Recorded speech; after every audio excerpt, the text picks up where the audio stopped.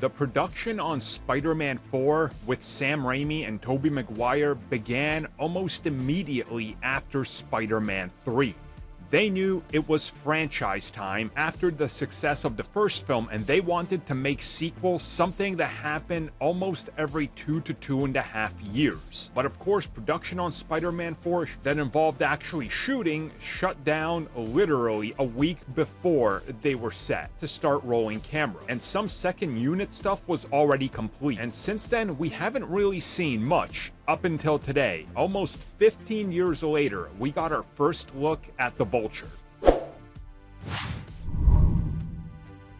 So I think most of you know that John Malkovich was set to play the Vulture.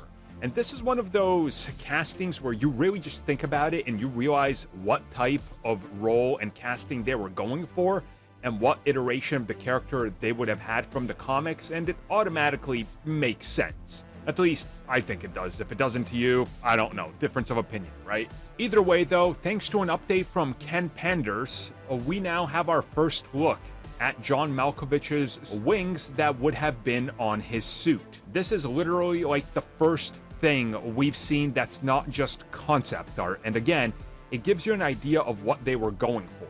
You can tell that the span of the wings is a little bit more reined back than what we got in the MCU. Obviously, the MCU version I absolutely love.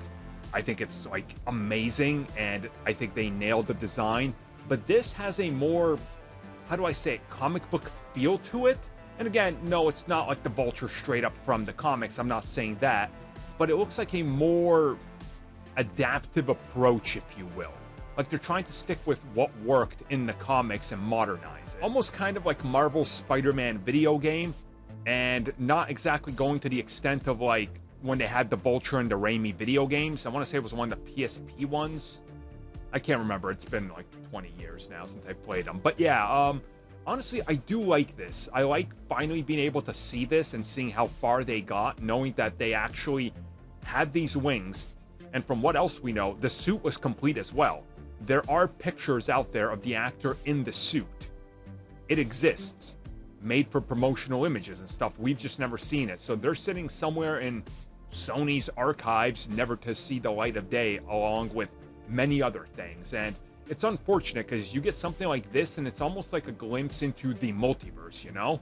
And it leaves you wanting more and asking more questions. And ultimately, we have nothing to go by other than just this. And that's really unfortunate because I would have loved to see what this would have looked like and what it looks like in full, but at least now we know the wings, and I think the next step will be somebody doing some concept art based on these wings and giving us what they think it would have looked like in the end, because we've kind of had some descriptions and other things that you can kind of use and come up with a design. So looks really cool. I like the almost feather look they added to them, very much taking the ridiculous look from the comics and incorporating it into something.